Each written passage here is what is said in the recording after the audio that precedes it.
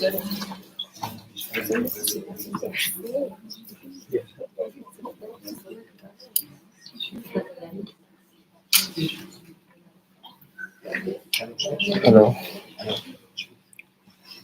See if we can switch on the microphone somewhere there. That switch. This, there should be a switch.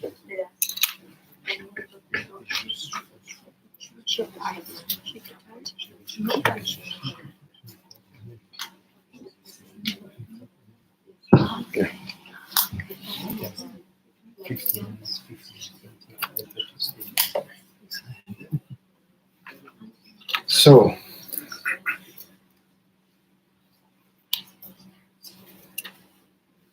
So another interesting topic. Somebody who asked yesterday, which goes well with Agni and fire, is about Agnihothra, the fire ceremony that we do. So she said many people have many questions about it. So maybe I will wait to hear your questions first before I talk. Is it good? What are your questions regarding?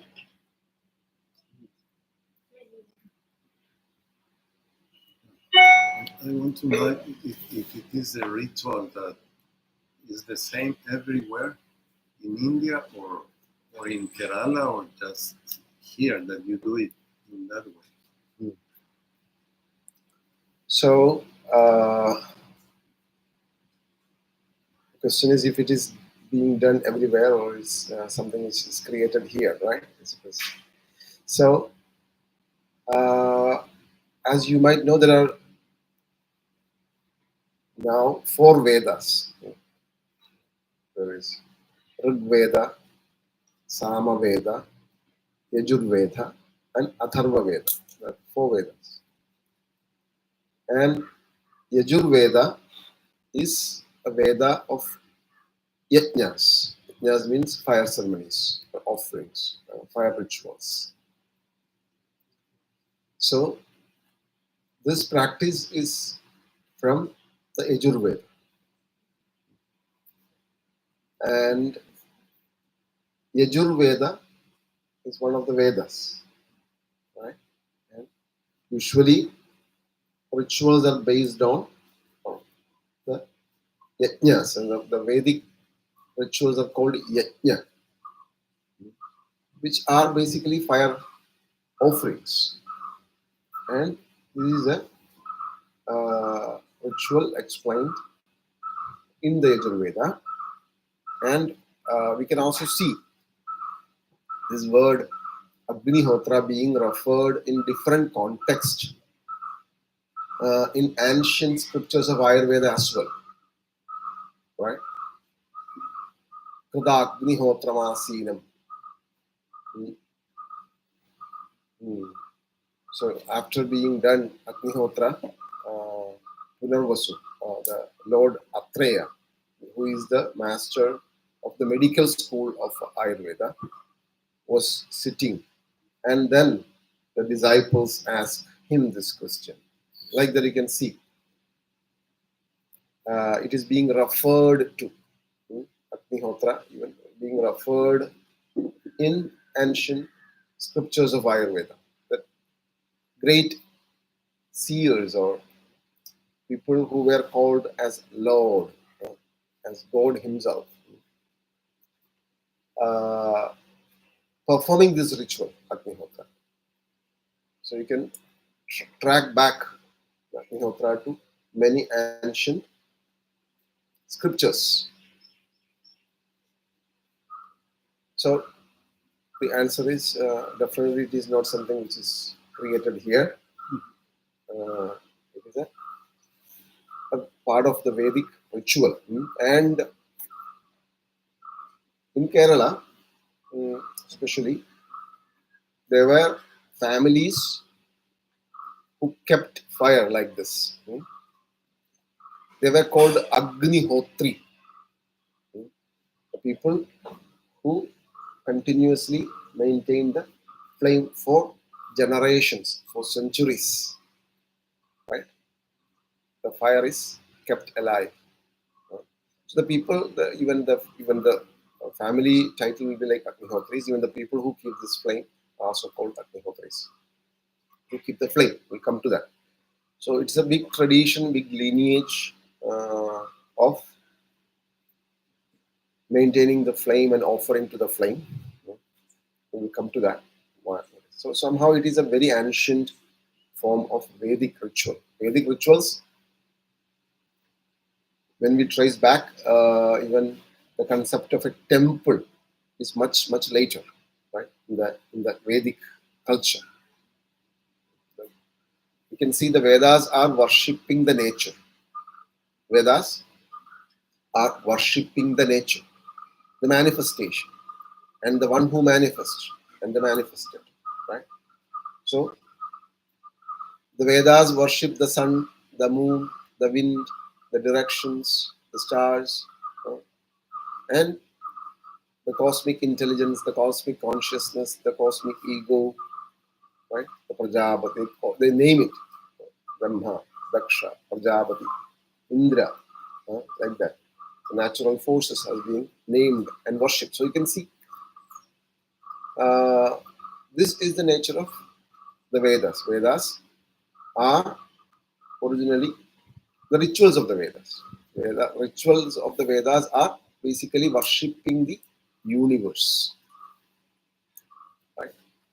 So you can see it's a appreciation of the five elements and the worship of the fire, right? Hope I answer your question. So this is quite ancient, and there may be variations in the performance slightly from lineage to lineage, from tradition to tradition. But the basic mantras, the basic structure is the same. It cannot be different, right? So hope I answered your question. Was it written originally or Mhm. communicated through tradition, oral Yeah, tradition? yeah. So for your knowledge, Vedas was originally called as Shruti. Shruti means something which is heard. Hmm. It was not written. Even Sanskrit originally even doesn't have a script. You know, it is it was an oral tradition to science of sound. So always all these big scriptures, which is now printed and written, even earlier time, which was written on palm leaves, etc. Writing was a new technology in human history. Writing down was a new technology, at a point. So its early form was drawing, drawing things on caves. This is how a document, like physical documentation trend starts. Murals, means communicating through some drawings. Slowly, slowly, script and language, script and writing, etc., developed much later. So, but still, Vedas are printed out. Of course, you can buy them, but it's still a oral tradition. Even Ayurveda is an oral tradition. It is given from a master to the student through chant, right? So it's Shruti. So when I learn a mantra or a sutra, I am listening it from my master, my guru, right? He chant, I repeat. He chant it and correct it until I chant it correctly, right? So I am having kind of an auditory memory, an audio memory, right? I am getting it as a sound wave, and I try to reproduce that sound wave. So my guru also used to say he can still hear. He used to say, he's no more. He used to say he can still hear his guru chanting, right?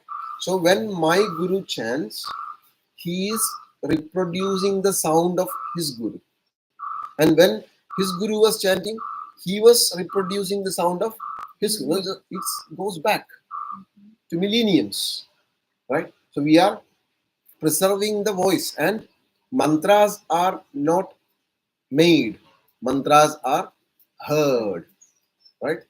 For example, the the first person to get Gayatri mantra is Vishwamitra, right? So Vishwamitra is the name of the sage who heard their mantra srotra, who heard the mantras for the first time. So he hear it from the universe, right? At a stage of spiritual development, a sage gets a audio instruction, a sound. He gets a sound. He's given mantras are transmitted to the seers by the universe as sound, and then they transmit that mantra to the disciples. So it is originally the sound of the universe, right?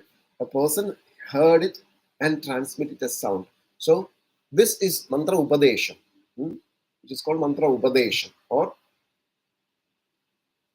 uh, going close to a guru and being initiated by a guru and being received a mantra from a guru as a there's a special way to view this mantra. It's only special mantras are only given at special days, etc.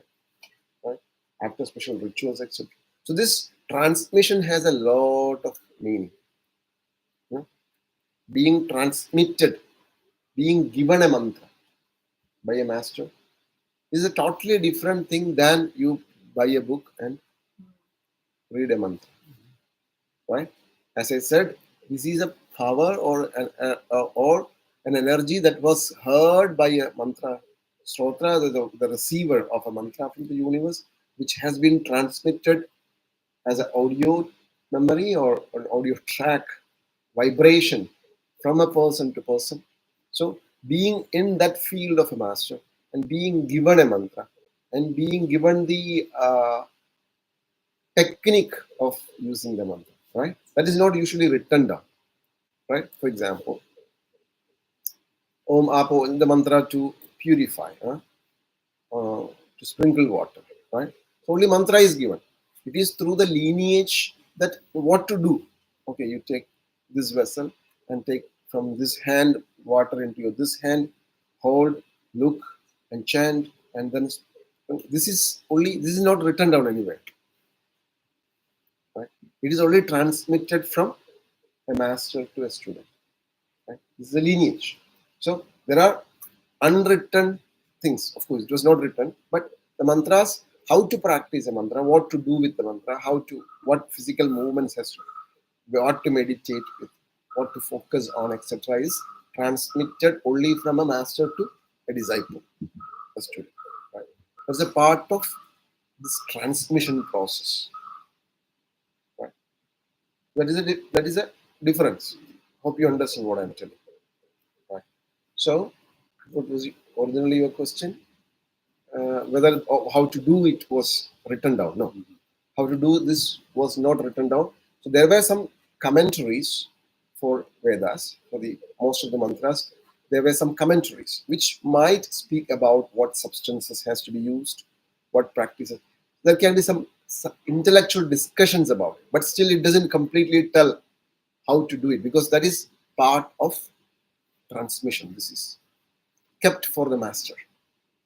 So you can see in India, maybe this is still surprises me. I understand its purpose. Knowledge was kept a little bit in secrecy. You see, this always surprises me. You see, the Western science that tried to explode. You see, when the West and the British came, many Westerners came here. They all brought their science. They tried to kill our sciences and inject their sciences because there was business with it. So they imposed Western medicine into us and marketed that medicine here. It's still being marketed. It's being used. It has a good part also. I'm not saying that anything against it. You can see like the Western sciences try to invade, like, and impose and market their products. Huh? That's the way in the model in which, because it's also a power that you exercise with. people, right?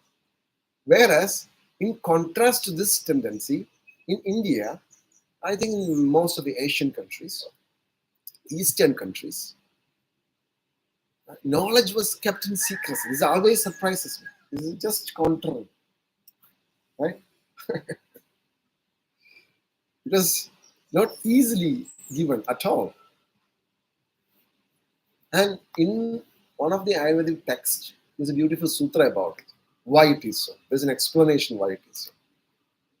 It said, Shastram Shastrani Sadilam Gunadosha Pravartaye Patrapekshin. You don't understand anything. I just channeled it for myself. They speak about three things. Shastram. Shastram means a weapon, a sharp weapon, a knife, a sword, or something. Shastram. Shastrani, sciences. Sciences. Salilam, water. Right? Sharp weapons, sciences, and water. They are alike. They are having a common feature. What is that? Sharp weapon, water, and science has something in common. What is that? Gunadosha pravartaye patravekshin. So this is a context where the word guna and dosha are used, where dosha is the opposite of guna. Gunadosha pravartaye. That means whether it is good or bad. Whether a science is good or bad. Whether a weapon, a knife, is good or bad. Whether water is good or bad depends on who is holding it.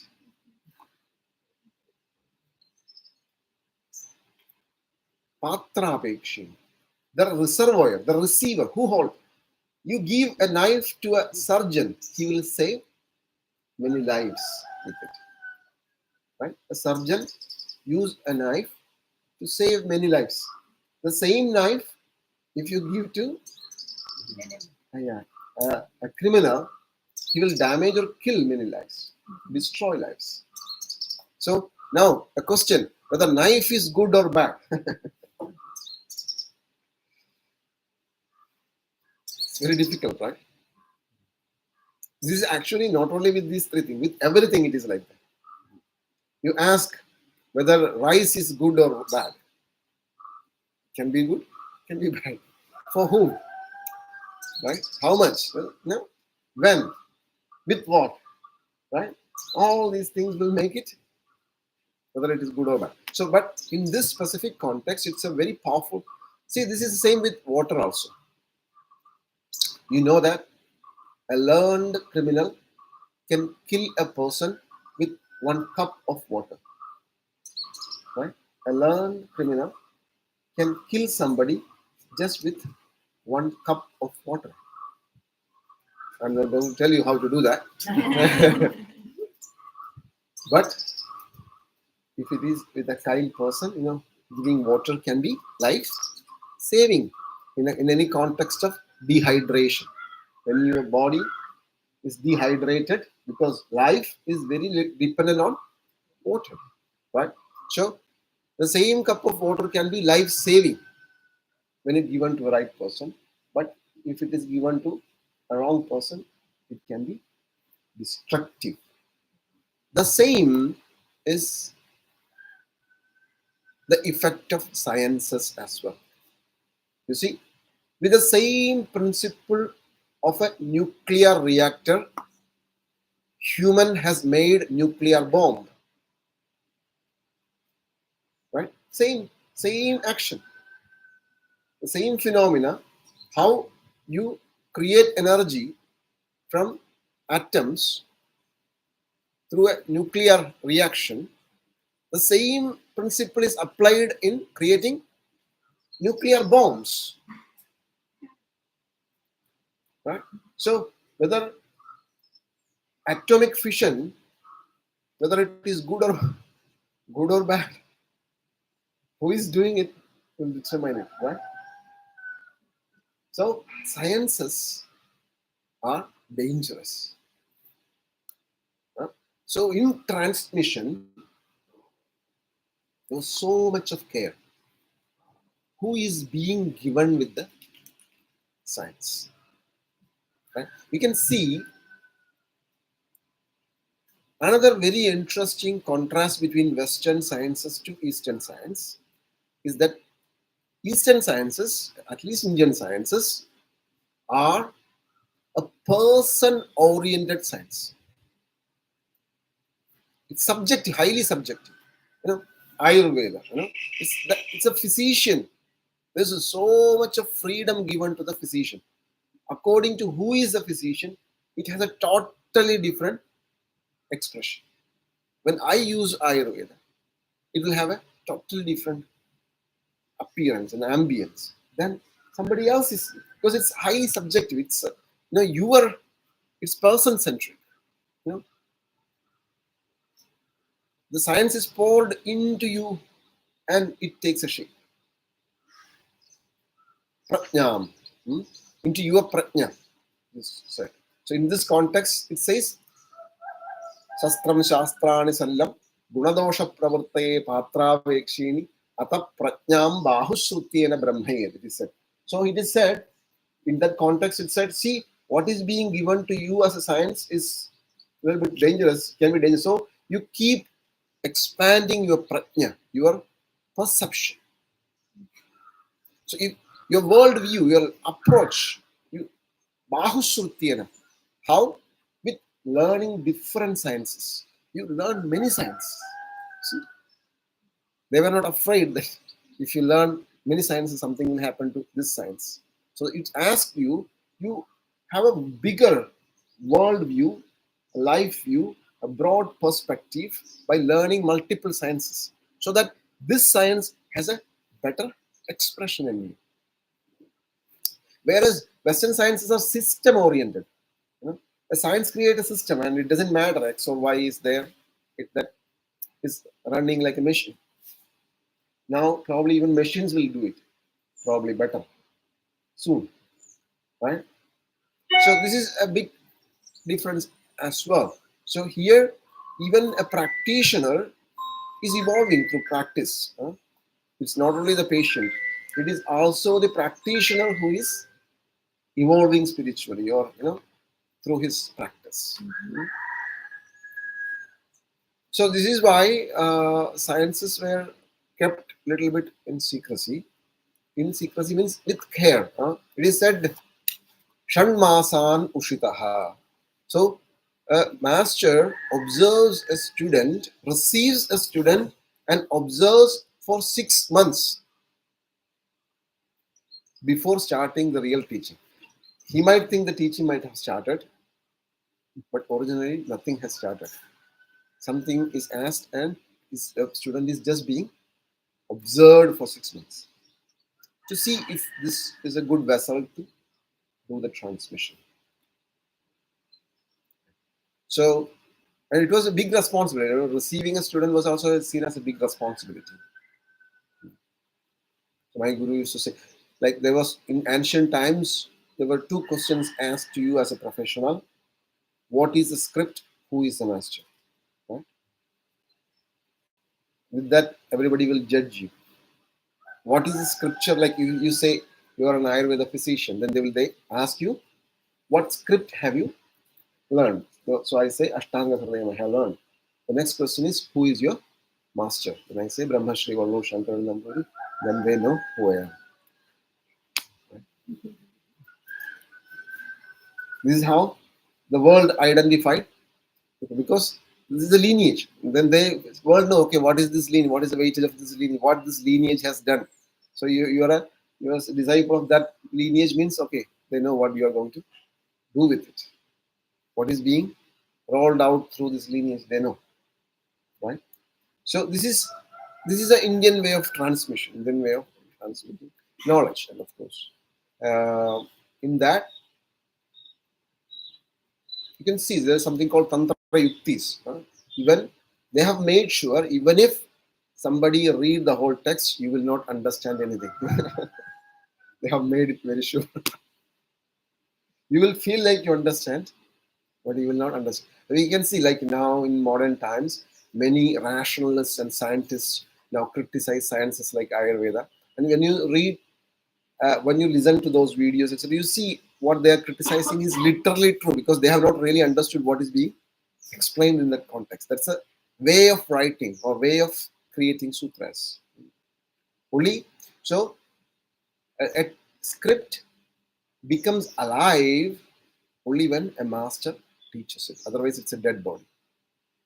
A script is given life by the experience of a master. It is the experience of the master which gives life to a sutra, to a text. Right? I tell you, I have used this sutra in this way. My guru has used this sutra in these ways, and his guru has used it in multiple ways. Right? No, this is how it's taught through experience. So it's basically transmission of experience. Right? Sutra is only a skeleton. Right? Understand the skeleton, only the bones. Body is not only the bone, right? Bone is just the shelter, and there are so many things around it. That is unwritten for your question. So that is unwritten. That is transmitted through lineages. How to use it, what to do it, when not to do it, etc. is transmitted only through a lineage. Right? Hope that is. Yes. What is the next question? Is there different stages during the whole ceremony? And if there are, what are like the different movements you are doing? Sorry, can you please repeat? Like coming back to the fire ceremony. Uh-huh. So are there like different stages or different moments in the ceremony? And if so, what are like the movements you are doing? Different stages. Yeah. So the first part of the proceedings, the first things that we do, it's called Sandhyavan. It's a regular practice that people who are Vedically initiated are doing, where it's almost you can call it as a purificatory. It's all purificatory. So you're trying to purify your mind, purify your soul, purify your senses, your all different heart, your navel, your head, whatever you use to run this event called life. So you purify, you empower, you receive cosmic energy, you receive divinity. So you recognize divinity in you. So this is in nutshell the first part of it. And then we tune into, right? After purification, we tune into the cosmic event of this threefold cosmic event of creation, sustenance, and dissolution. Right? Things are created, things stays for something, it does its function, and it disappears. Right? Including us physically. Right? We are being created. There is a purpose of being creation. We perform our duties and we disappear. This is what is happening. So this is what is happening even subatomically, atomically, at a molecular level, cellular level. So many layers of manifestation is happening. So you appreciate this, the cosmic event, the cosmic cycle of trinities expressed in manifold. So you tune into that. You become conscious about it. You also identify yourself and establish that identity as pure consciousness, who manifests, who sustains, and who is dissolving and who has to dissolve.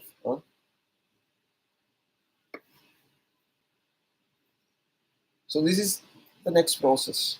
Once you purify, you establish your proper identity. You kind of realign and reorganize yourself.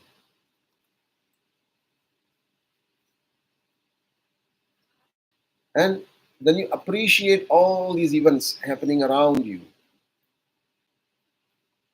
You salute all directions, its energies. So you start saluting directions: east, west, south, north, up, down, when you salute entities, energies, etc.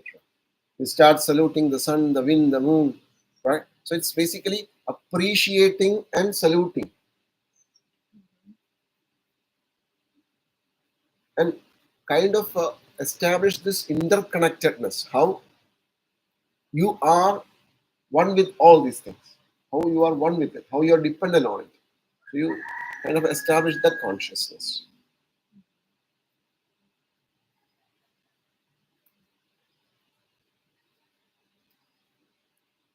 And then you awaken the fire, right? Fire is there, it is awakened. So fire is our topic today. That's why I also contextually thought of coming, because we were in Pitta. We have already spoken about the psych aspect of Pitta, how light is important when sattva and the. Now we are speaking about the spiritual aspect of fire. The word Agni is derived from the root gatihi. Gati. Gati is movement, an upward movement. Something which moves up is what is fire, right? You lit the fire, boom. So it is an uplifting energy. So even for rocket, you use it. Huh? Sorry, gatihi. Gati. So a upward movement.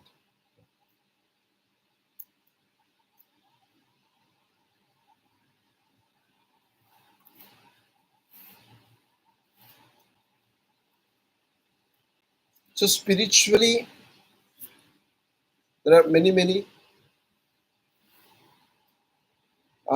reasons why fire is kept as the center of worship.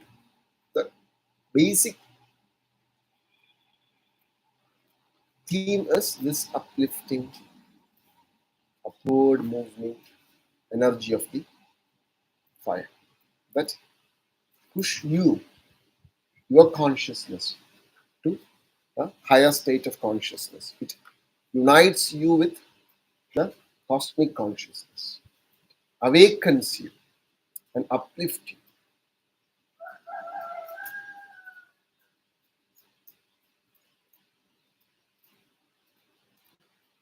So there are things like, among the other elements, 5 elements, fire is the only one element which cannot be polluted. Fire can never be impure, right? It's always pure. And it can be used to purify everything else.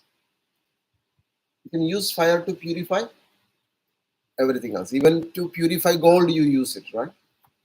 Because every metal has a specific melting point.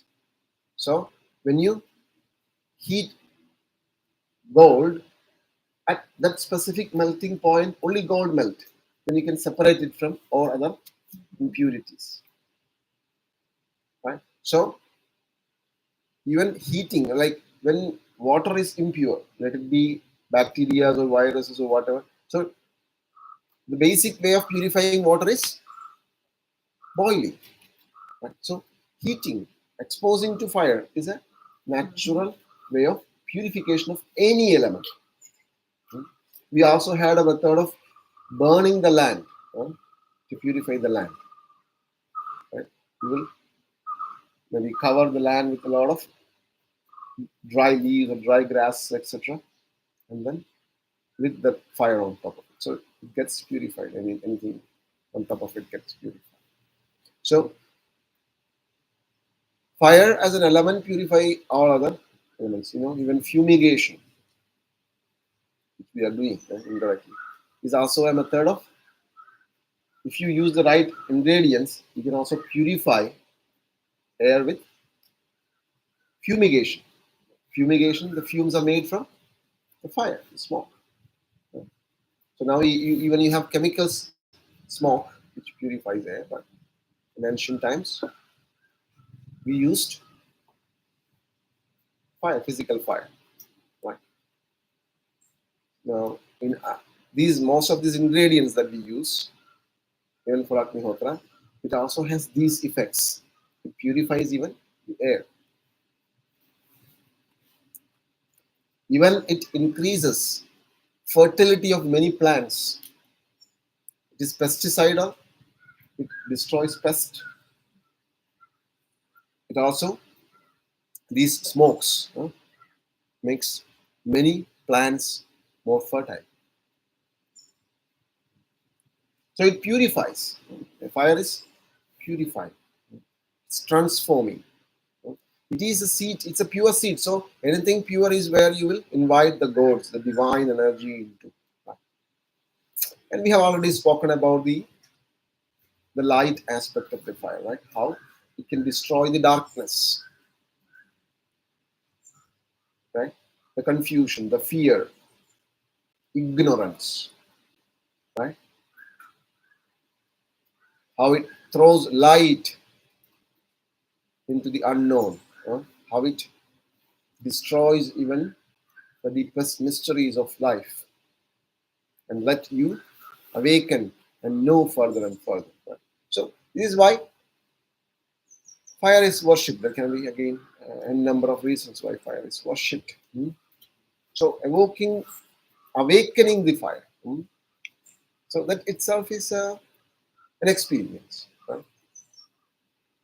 How the divine is hidden everywhere as this fire. Right? And you, with your practice from the hidden fire, you bring this up and make it visible, where you can appreciate it. You see, the hidden fire is awakened. He awakes. He appears in front of you and manifests, receives. There's a dialogue, right, between Agni and us. There's a give and take. We give certain things. We ask for something. He gives. He sometimes explode. Sometimes he's very pleasant. Sometimes he's very aggressive. Sometimes he doesn't come. He smokes. Right? So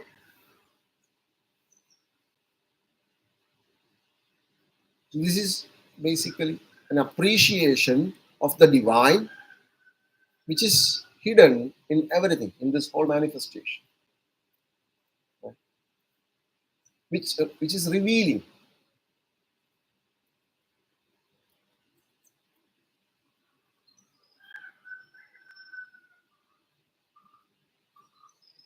So in the morning, the main offering is for the sun. Right?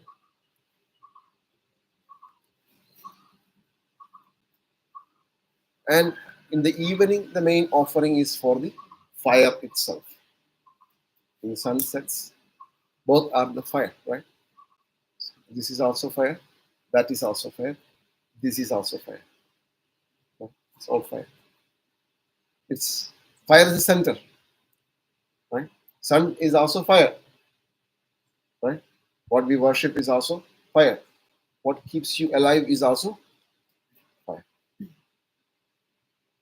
Right? So you see, it's all one and the same. So you appreciate that and you offer to that fire. And the speciality of fire is that you offer something to fire, fire offers it to everybody.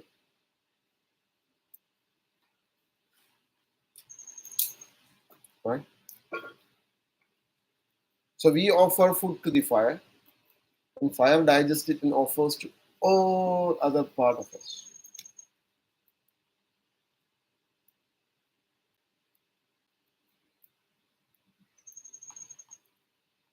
So if you really look at the whole design, it's originally feeding the universe. Right? Agnihotra is trying to feed the universe.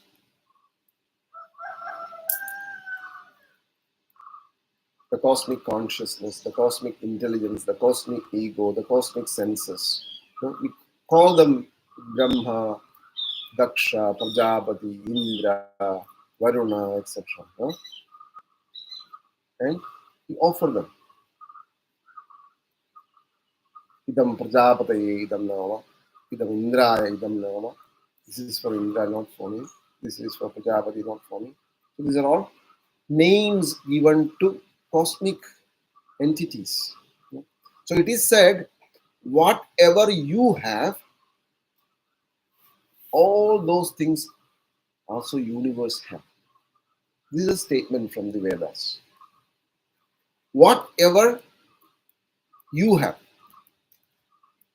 a consciousness, you have an intelligence, you have an ego, you have mind, you have senses, you have motor organs, you have emotions, you have problems, everything.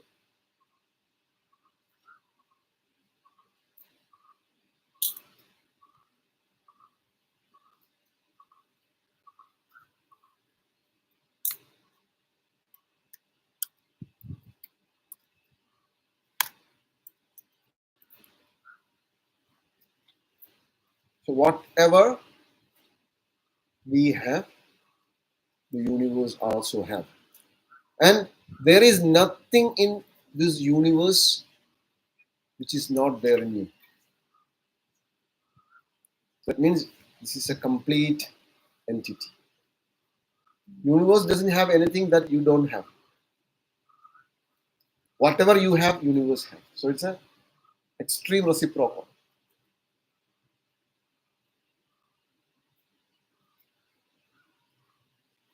right? So that means if you have life, universe also have. If you have mind, universe also have mind. So this is in a way a fundamental belief of the Vedas. And then you name the cosmic ego, cosmic intelligence, cosmic consciousness with some names. And you are calling that and you are offering to that. As I said before yesterday, how every cell in our body is contributing to the manifestation and well-being of us. Right? Every cell, the millions and millions of cells, your cells, and also other bacterial cells, many cells for your physical existence. So how each of these cells are contributing for your consciousness, for your manifestation. In the same way, you can see you as a cell of this large living being or universe.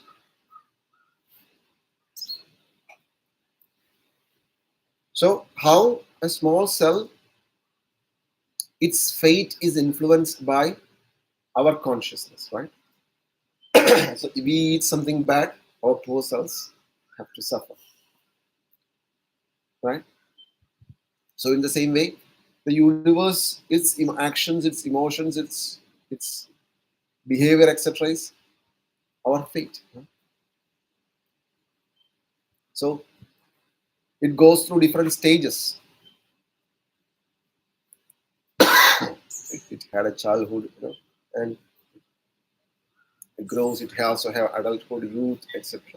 Then universe also dies. It is said there's a destruction. There's a dissolution of the whole manifestation. It is said somehow. This ritual, in a way, is an effort of a cell of this universe to send something back to the whole body, right? What it can do. So I repeat the same statement what we discussed when we were discussing about dharma. That if you look at human body or any body, you look at any organ in your body,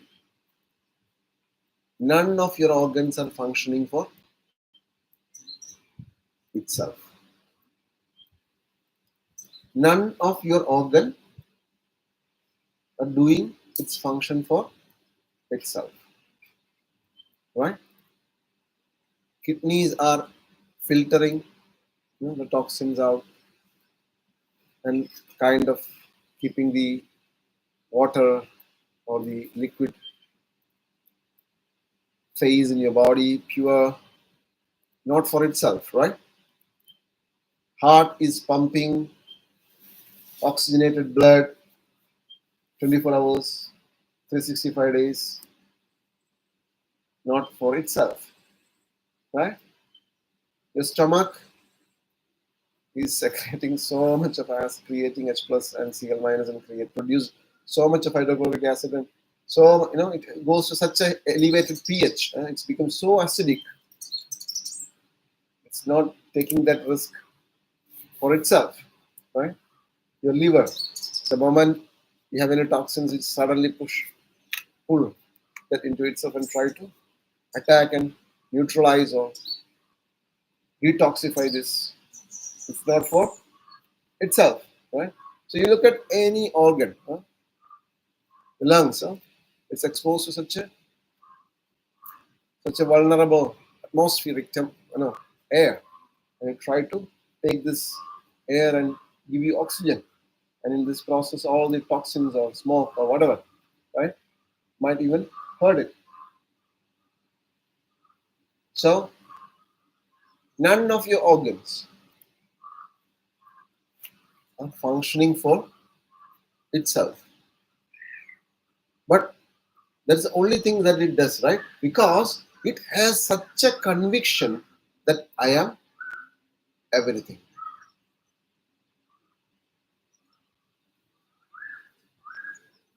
If liver disconnects itself from the whole body, it doesn't have a purpose, it doesn't have a role, it doesn't have a meaning, right?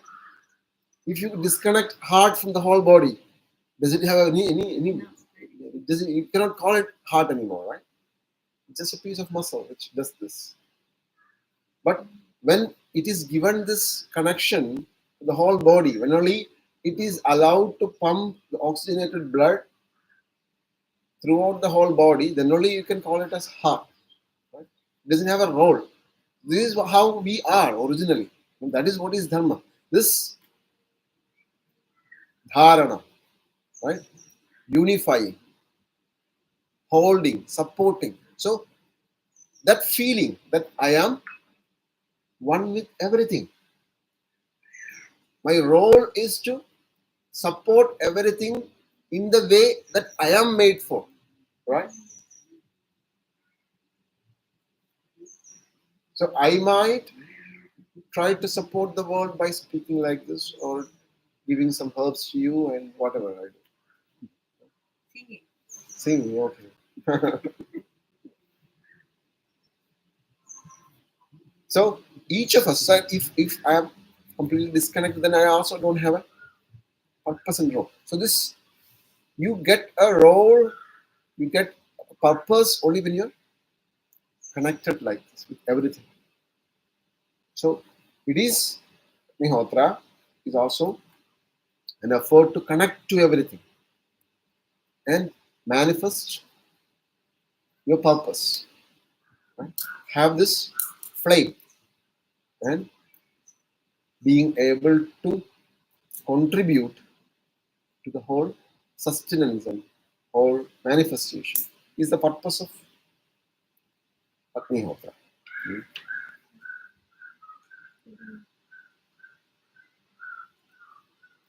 Somehow, I have practically learned. I think around 15 years of doing it regularly. I have practically learned each of the substances that we offer, each grains, even its quantity, has a significance.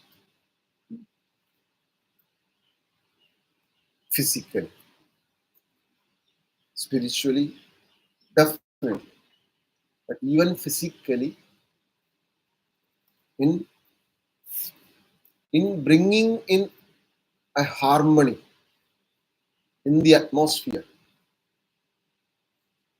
in the nature around you. Each substance has something specific. Right? It cannot be completely physically explained, but we can also physically explain it. The sesame seeds has its own energy. The rice has its own energy. Ghee has its own energy. The woods we offer has its own energy. So each of them. I have learned this by doing mistakes.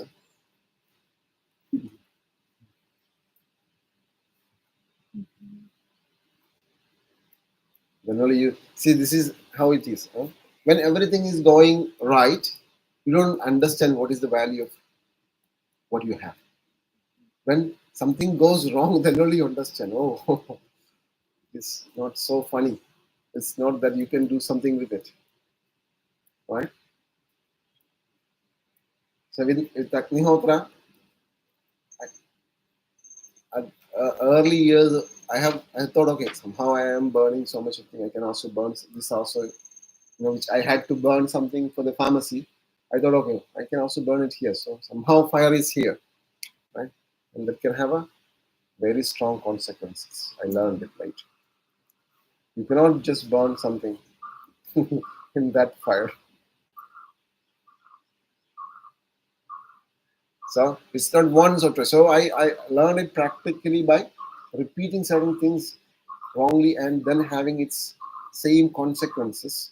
I understood some straight lines between what can happen if you put something there. And even Ayurvedically, I could understand like what was the property of the substance that I was putting and what has happened. Right?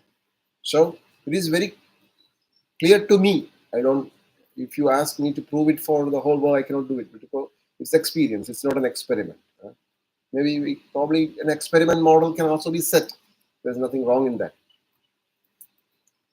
but it can be highly destructive experiment. Somehow, uh, the things that we offer, what they have asked, offer into the fire, even what we use to make the fire, even though there are specifications about the woods which has to be used, what all things can be used, what cannot be used, etc.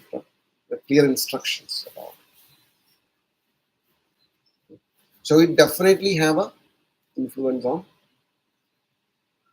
It reaches somehow. It reaches very subtle levels and very gross levels. That's very clear.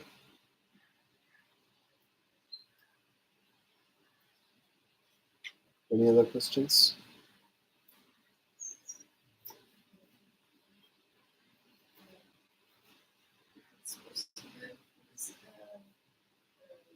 You explain the mantra, Om Vishwara Deva Savitu. You can explain this one. Which mantra Om? Vishwani Deva Savitur. This mantra. Om Vishwani Deva Savitur.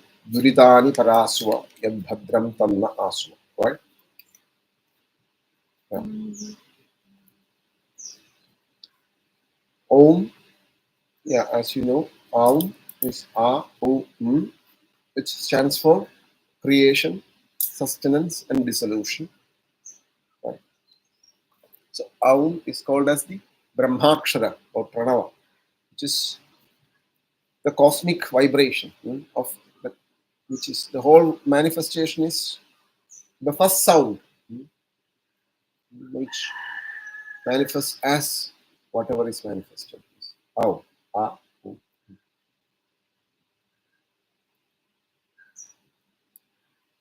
Vishwani Deva Savitur.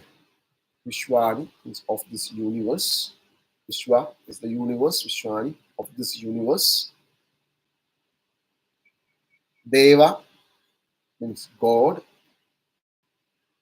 Savitu means Sarvasya Prasavita Savita, the one who has created everything. That is Savitu, the one who has delivered, who has created everything, the creator. So, O, the God creator of this universe. O, creator of this universe, or God. That is the meaning of Vishwani Deva Savitu. So, you are addressing the creator, Savitu. Same who is addressed in Gayatri Mantra. Gayatri Mantra also, Deva is Savitu. So we are addressing the same Savitu here also. So you are addressing the Creator. Duritani Parasuva. Durita means sufferings. Suffering. Suffering. How will you say in it? You understand suffering? Can you say another word for her? Sufrimiento. Sufrón. Okay. No. Yes, that's correct. So Duritani. So again plural. So the sufferings. Parasuva. Take away. So you're calling the Creator and asking Him to take away all sufferings. Away. Para is away. Yeah, go away. Please take away. We are asking the Creator God to take away our sufferings. Then, yat, which, that means who or which, whichever, whatever. That is yat. Bhadram. Bhadram means safe. Safe. Okay. Bhadram means safe. To be safe. Yeah, please. Tat. That. Tat means that. Na means for us. Na means for us. Asuva. Bring. So please bring whatever safe for us to us. So you take away whatever is suffering, whatever is difficult from us, and bring in the safer thing.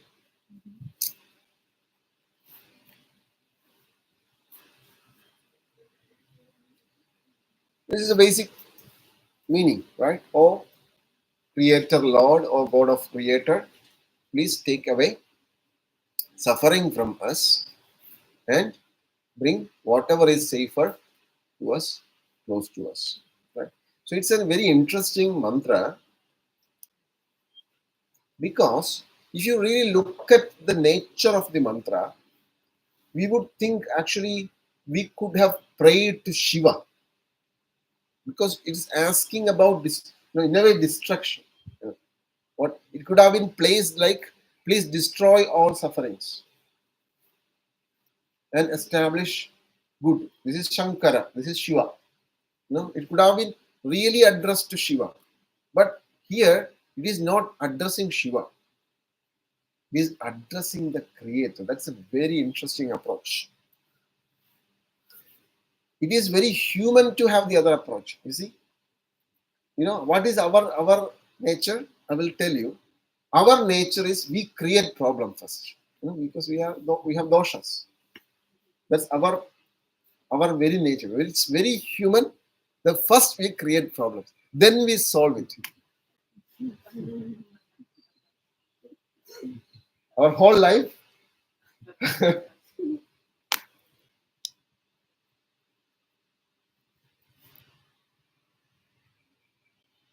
Whereas this mantra is very interesting, that it is asking the creator, right? Please not manifest any problems. Yeah, you have enough. So don't manifest any more troubles. And then take away, right? So you only bring good things to us. Hmm?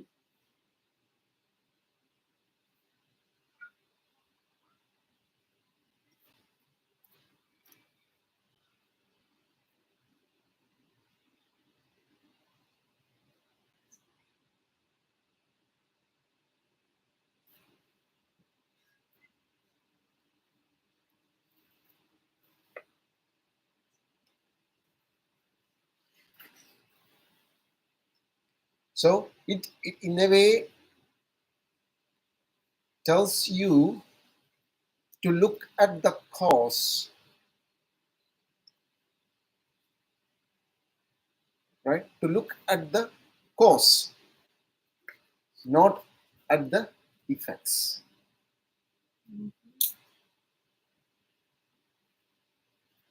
So the problems has to be solved at the level of creation. You know, this mantra is inspiring us, is to have an approach towards problem solving. Our problem, you see, we have a headache, then we have a tablet to stop headache. You feel vomiting, you have another tablet to stop vomiting. You have fever, you have another tablet to stop fever, right? You never ask a question, why fever, why headache, why vomiting. You never ask, right? You have itching, then you have another tablet to stop itching, antihistamine, right? So you have antipyretic, antihistamine, and anti for everything. But you don't never ask a question, why there is this problem, why you have this problem. Is it something that I eat is wrong? Is it my sleep is wrong? Whether I'm not breathing good air? No, what is, you never ask this question, where is it created from? Right? You never look at where is it coming from. You try to be very smart in fixing, like at the tip. You put a paint and you have a dot, you put a paint here, you're happy, you look good. Right? So that is where the mantra would have addressed Shiva. Just manifest the problems, you keep clearing. You keep manifesting problems from one side, you can be very busy clearing problems also on the other end, right? But this mantra inspires us in addressing the durita. Whenever you have a suffering, you ask a question to whom? The creator, right? You ask creator where it is, what is its origin. You pluck it from the origin, the root, not on the tip, right? So that is very interesting to see this mantra is being addressed to the creator.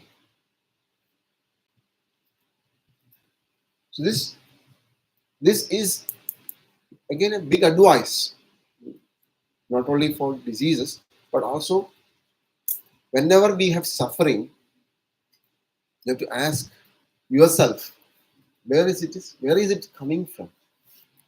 Especially when you find a pattern in the suffering. You have the same problem again and again and again.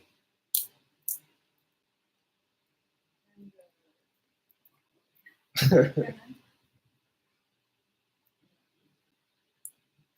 feel in this mantra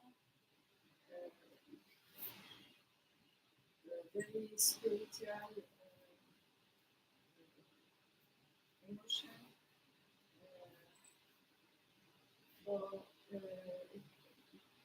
express this suffering can be transformed Mhm. if they pass through the fire of the heart. It's like expliquer que je le vois plus comme oui, physiquement, on peut le voir avec plus d'esprit, mais je le sens au niveau émotionnel comme quelque chose, si on passe une souffrance dans le cœur, le feu du cœur peut transformer, nous apporter cette libération à un niveau spirituel.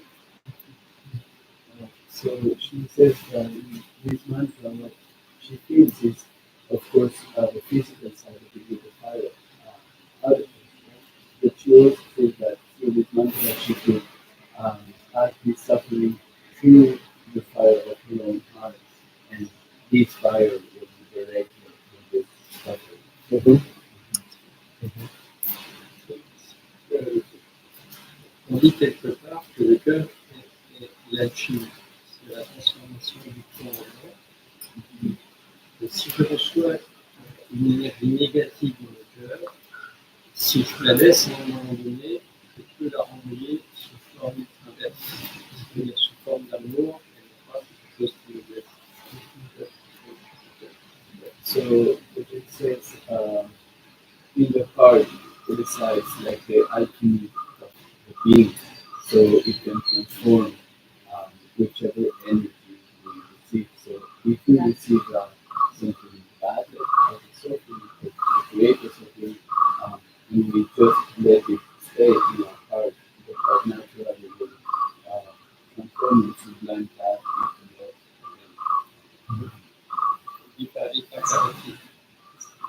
Mhm. Mhm. Yeah, definitely. You can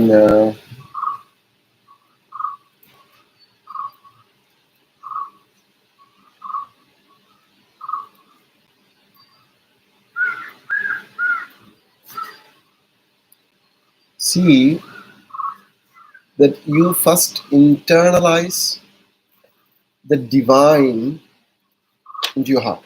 Right? You see, in every mantra, we touch these three places. Right? Rishi, Devata, and Rishi, Chandas, and Devata. We touch the crown and chant the name of the sage who has heard the mantra. Right? By touching the crown, you chant the name of the sage or the saint who has heard the mantra first. We touch the mouth and say the name of the meter, the chandas, the melody of the mantra. We touch our heart and say the name of the God or the deity. Right? So we are bringing these three energies into these three places. This is nyasa. This is imposing this. You're inviting this into you and placing it there, which is very important. Right? So you want that your consciousness in your crown is filled or is uplifted to the consciousness of the sage who heard it. That is the purpose of the mantra. You know, somebody was in a spiritual practice, right? At a state of his realization, he heard something, right? So you can say his state of spiritual evolution, his revelation, his that knowledge that he got, if we call it as X, with that he heard a sound, right? Is the mantra, the Y. So Y is the mantra, X is his spiritual state of enlightenment or awakening. Now we are given with the Y, right? The purpose is to reach X. If X has given to Y, constant repetition of the sound again and again and again and again should push your consciousness close to Y. This is our expectation. This is the purpose. You understand? So, when we chant Gayatri Mantra, we expect that we will reach at the stage of Vishwamitra. And Vishwamitra means, Vishwa means universe. Mitra means friend. Friend of universe. So, who is so awakened that the whole universe is like a friend to him. He can communicate to the whole universe like how you would communicate your best friend.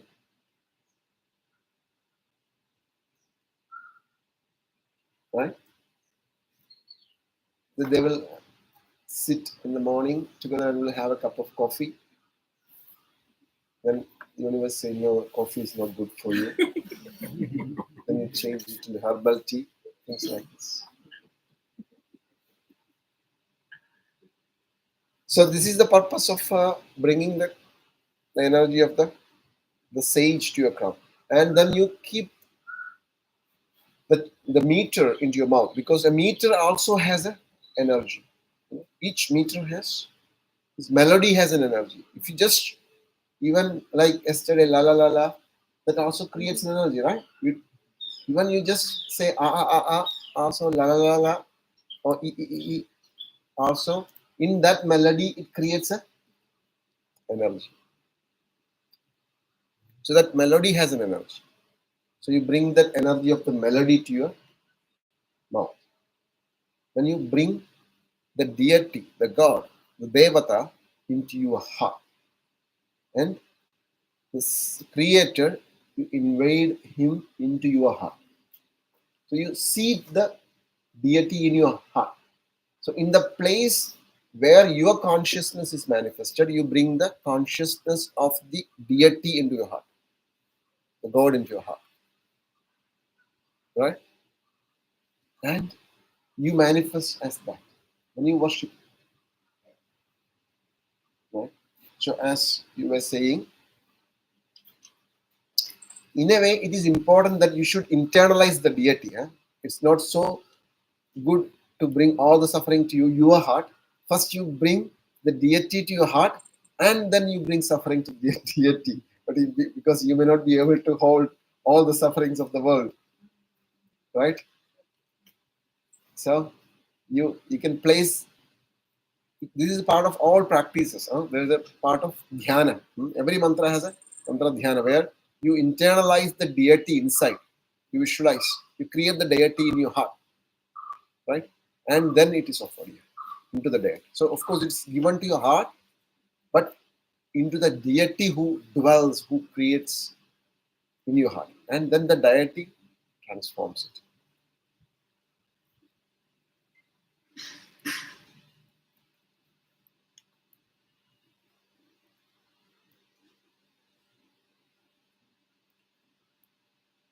This is a very important thing.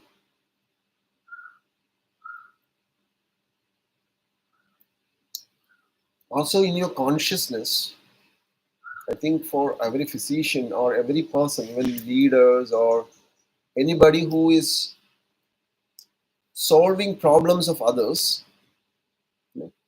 being a physician, I have to solve. Many people come to me and tell you a problem. So if I do it with my consciousness, like if I feel like I am doing it, it can be a trouble, it can be a problem. It's good that you seat a universal physician into your heart and you address it with that heart. So otherwise, it can internalize a lot of things to you. It can take it to you.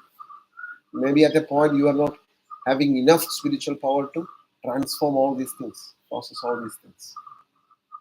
So you have to sit with that consciousness that you are playing this role of this physician. And physician, I am not the physician. It's the Vishnu who is the physician, or the Shiva who is the physician. and you internalize him and sit and offer, process it with that consciousness. Offer the problems to him, and he let him transform that. Right? So, oh Lord, take away the sufferings, right? Don't take in the suffering, but take away the suffering. Arasua, you take away. Sorry? And yet bhadram tanna asu. You give what is safe, right? So there is a internalization of this where you take away, it's taken by the creator. Yeah, and of course, heart is always the medium. Heart is always the medium of all these interactions in the practice, definitely.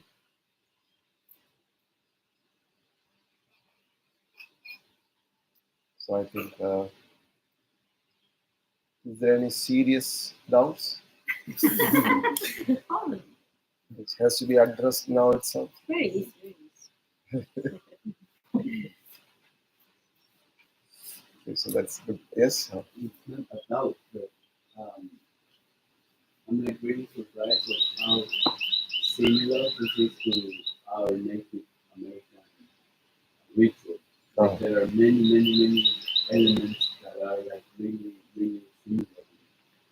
This I find is much more sophisticated. Maybe we in history we forgot a lot of it. Now we are doing like a very broad ritual. It's like you that everything is like specific, but the principles are really similar. It's surprising how similar it is. Can you tell me one or two similar? Yes? Demander s'il y avait un cinquième Veda qui était caché en Ayurveda.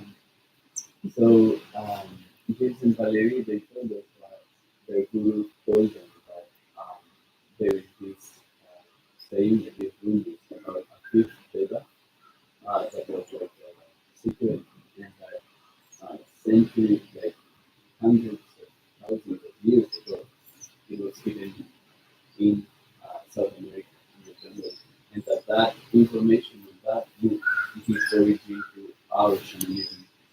That is really similar. Like I've seen many similarities. So since you actually you know anything about that. I still don't have that secret text with me. See, I understand. It's so interesting, and always sure also that it can only be similar. Can only be similar because it's all addressing the same, right? It is like see, we create energy, right? We now electricity. Let us say we create electricity. Right? We create electricity from wind, right? We create electricity from waves. We create electricity from waterfalls. We create electricity from sun. We create electricity from atoms, right? Nuclear energy. So it seems like this is all different. Does it seem like that? It's all it's all the nature, right? Sun, the wind. They don't work separately. It's the same oneness. As I said, there's no wind without the sun. There's no sun without the ocean. There's it's all expressed together. It's one, as I said before. So religion seems like that to me. It's all the cosmic energy. Where you create energy from, whether it is electric energy, thermal energy, light energy, it's all universe. Only one source. They're expressed through different bodies. One is through air, one is through water, one is through sun. It's all one and the same source. It's all universal energy, one single energy expressed in different ways. So I only see even religions like that. And I also feel it's high time that when electricity comes to my home, I don't ask, was it from solar? Oh no, otherwise I don't want electricity. if you need it should be good energy. Don't want bad energy, destructive sources we don't want. But if it is from sun or moon or wave or wind, so once it is so spiritual experience is like that. Other things are devices, tools, languages, words. It's all immaterial. It feels so. It's all. See, if you go to a Hindu temple, a mosque, ancient Christian temple. Now Christian temples are they are now constructing like a hypermarket. That's a story. But if you go to ancient churches, mosques, even Jewish worship, you can see there is everywhere there's a dome, a dome, and then a center point. It's like it's a basic structure. If you go close to a huge cathedral and if you go under this, you can see immense power there. It's cosmic energy, It's a convergent. It's almost like it's like a lens. See, from a point you receive the cosmic energy, and then you kind of like a convex lens, you project it to the center into one point. There you might keep a cross, or there might you keep Shivalinga, you might keep whoever. It's a medium. If you walk close, you go to any ancient cathedral. This I do every time I travel in Europe. One of the things I do is I find ancient cathedrals. I try to go to this dome. If you already walk close to the center, you can see like it's like a pushing energy, such an energy, physically pushes you, and that is received into the center. Like you keep something, right? Like a cross or something, and then you receive it from. You cannot if you go and directly receive. It's a highly uncontrolled energy that is received into an organized structure. In ancient, in Hindu temples and all, like you can see this Varamudra, a deity then gives it through its hand like this, right? Even you hold it like this, you can see how you feel something emitting from here. Just hold it, and fingers closed, not like this, and just cup, yeah, slightly bent, yeah. Can you feel something or not? You can see something emitting from there. You can really pass that to somebody easily. If somebody is sick or something, you bring that intention. It's fast. Now this is again a dome. This is receiving. You can keep it here to charge this chakra.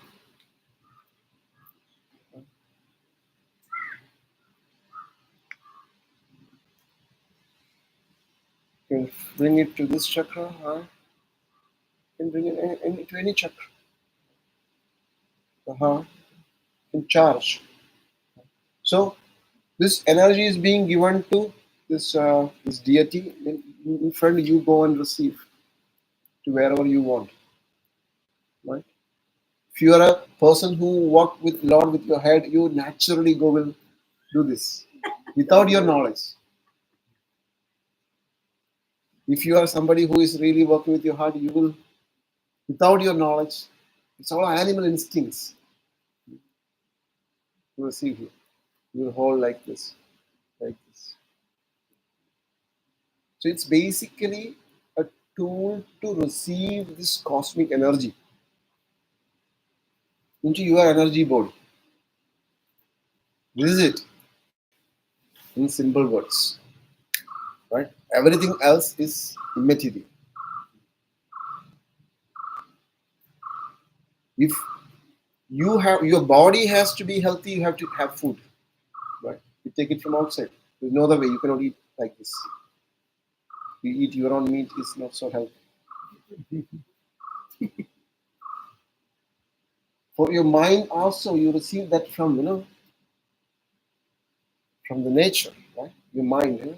Yesterday we were outside and it was receiving this cosmic mind and cosmic psyche that wind and waves and that awakens and activates. You receive that.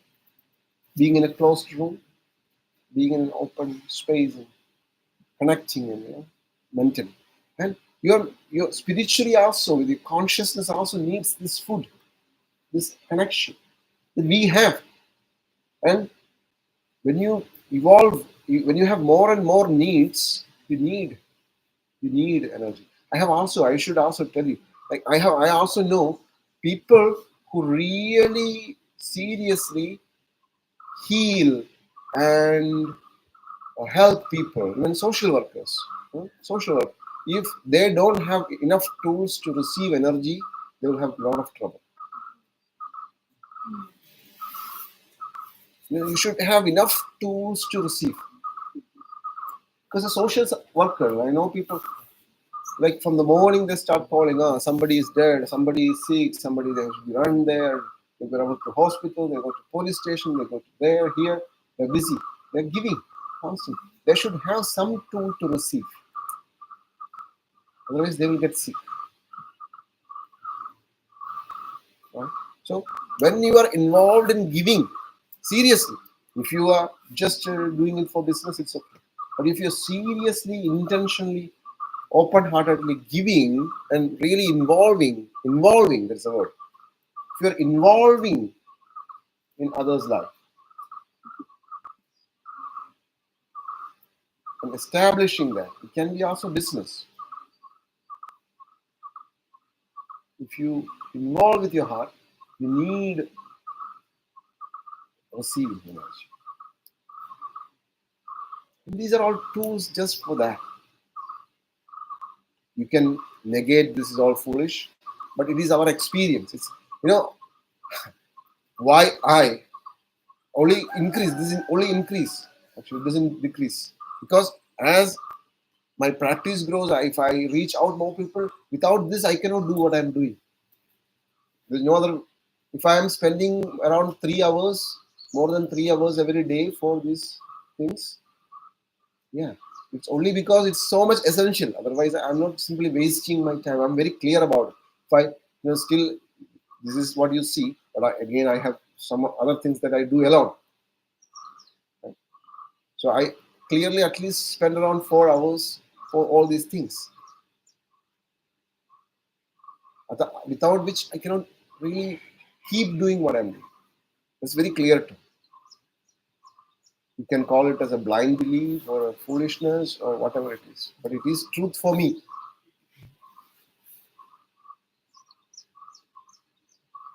Yes.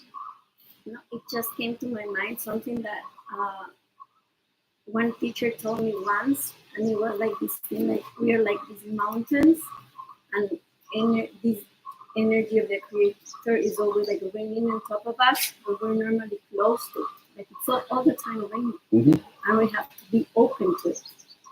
And I'm just connected because this was an Ayurvedic class, and we were working about the physical body. And I think that's why the purification is so important, because even in the gross, you have to be purified and clean in order to be able to. You have to be open to receive, because sometimes it's there. We're close to receive. Very good, very good. You can also see that's very good. See, after this, this is a gross purification of the body channels, right? You see, in yoga, nadi shuddhi, much more subtle cleaning. So after a physical purification, it is a very good time to start yogic cleanings. the nadi is used, subtle channels, because then only you can really feel. You can go in, you can feel, you can receive, you can reach out. It's a channel inward and outward, both. You receive, you also reach out. It's one, it's flowing in and out, both. So I think that's good for today. Thank you, doctor. Thank you. I don't know if